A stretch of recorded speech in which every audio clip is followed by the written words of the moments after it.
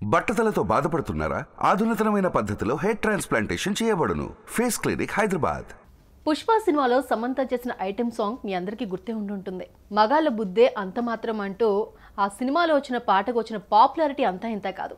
ఓ ఏడాది కిందట మగాళ్ళ ముఖాల మీద చిరునవ్వులు పూయించిన ఆ పాట మరోసారి గుర్తు చేస్తుంది.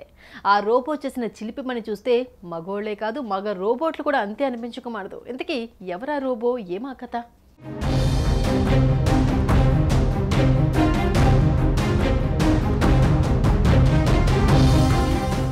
గతంలో హ్యూమనాయిడ్ రోబోలు వచ్చాయి. అవి ఆ సాఫ్ట్వేర్ ఇంజనీర్ ఎలా ప్రోగ్రామ్ చేస్తే అలాంటి పనులు అవలీలగా చేయడం మొదలుపెట్టాయి.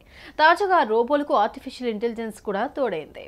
ఆండ్రాయిడ్ మొహమ్మద్గా పిలిచే ప్రపంచంలోని మొట్టమొదటి మేల్ ఏఐ రోబోను రియాద్లో జరిగిన డీప్ ఫాస్ట్ అనే ఓ ఈవెంట్లో ప్రదర్శనకు పెట్టారు. దాంతోపాటు ఓ ఫీమేల్ ఏఐ రోబోను కూడా ప్రదర్శించారు. ఇంతవరకు బాగానే ఉంది, కానీ రవియా అల్ కాస్మి అనే ఓ లేడీ జర్నలిస్ట్ ఆ రోబో గురించి తమ ప్రేక్షకులకు లైవ్లో చెబుతున్న సమయంలో ఆ మేల్ రోబో ఓ చిలిపి పనికి పాల్పడింది. ఇంతకీ అదేం చేసిందంటే,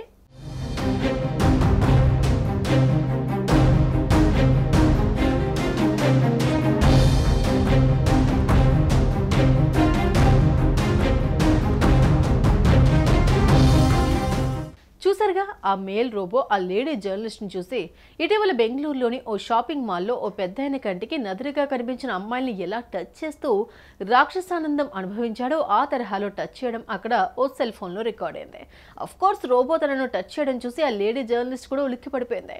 ఆ తర్వాత సర్దుకుని తన రిపోర్టింగ్ కొనసాగించింది. ఈ వీడియోను సోషల్ మీడియాలో చూసిన లేడీ నెటిజన్స్ కొందరు మగాళ్లే కాదుండే మగ రోబోలు కూడా ఆడాలను చూస్తే ఇలా వెకిలి చేష్టలు చేస్తూ ఉంటాయి, అసలు ఈ మగజాతే అంతే అంటూ పుష్పలో సమంత పాడిన పాటను మరోసారి గుర్తు చేసుకుని చిలిపి కామెంట్స్ కూడా పెట్టేశారు.